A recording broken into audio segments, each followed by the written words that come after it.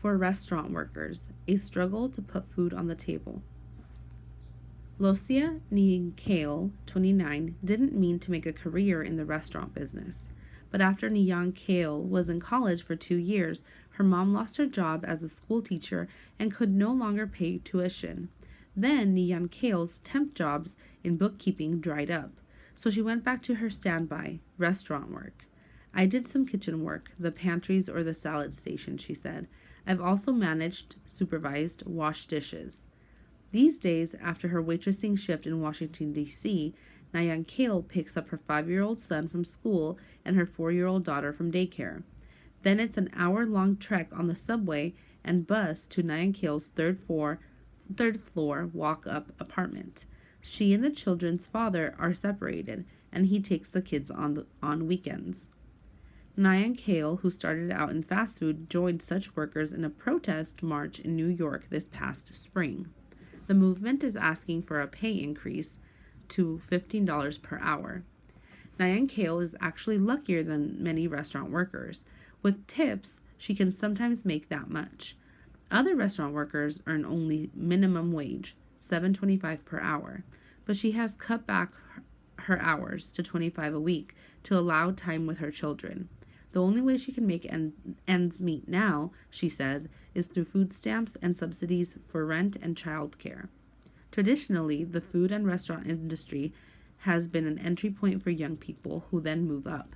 But today, according to government figures, the average such employee is 29 years old, and like Nayan Kale, nearly a quarter of them are parents.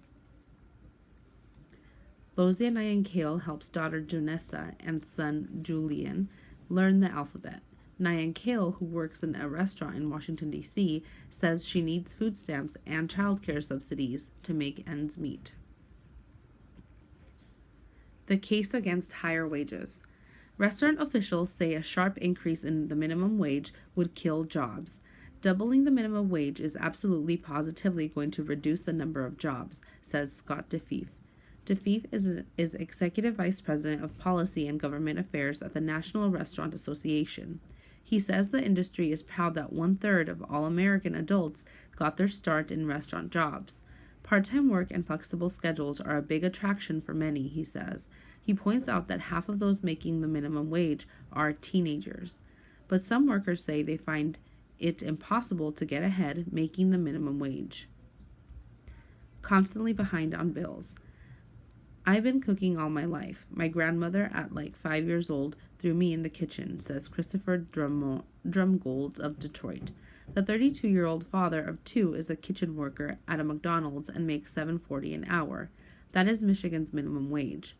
Drumgold wanted to make a career of cooking. He spent 6 months at Le Cordon Bleu cooking school in Las Vegas, but he worked as an overnight security guard to pay tuition and couldn't keep up with his classes. Nearly a decade of restaurant work later, Drumgold's pay has hovered between $6 and $9 an hour. It's hardly enough to support himself, he says, let alone his 2 children. The monthly charge for daycare comes to near like $100 for each child, Drumgold says. He's constantly behind on bills and must sometimes decide between spending what he has on food or on rent. Drumgold's plans to join nationwide strike marches on Thursday, even if the fight for higher wages is a long one. He hopes his kids don't spend their working life in fast food, but if they have to, he says, they should be able to make a better living at it than he can. Number 6. Look again at the photograph and caption. Which paragraph do these text features support the most? A. Paragraph 1, B. Paragraph 2, C. Paragraph 3, D. Paragraph 4. Number 7. Why is paragraph 7 important to the passage? A. It shares another story of a restaurant worker struggling to make enough money. B. It provides logical reasoning to prove that the minimum wage alone is enough for restaurant workers to live comfortably. C. It highlights an opposing viewpoint that says doubling the minimum wage will result in fewer jobs and that the pay is fair. D. It gives evidence that supports the viewpoints of restaurant workers. Number 8. Why did the author include the stories of both Losia Niankale and Christopher Drumgold?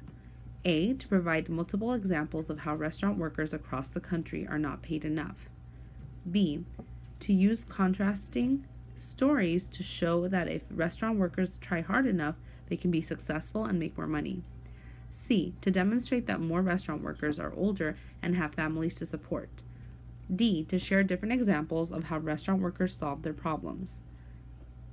E. To show that restaurant workers in Washington, D.C. are paid better than restaurant workers in Detroit, Michigan. Number 9. Why did the author choose to include the heading, Constantly Behind on Bills? A. To let readers know that the section would be about how to pay your bills on time. B. To help readers understand a main challenge that restaurant workers face. C. To help readers infer that restaurants like McDonald's were constantly behind on bills.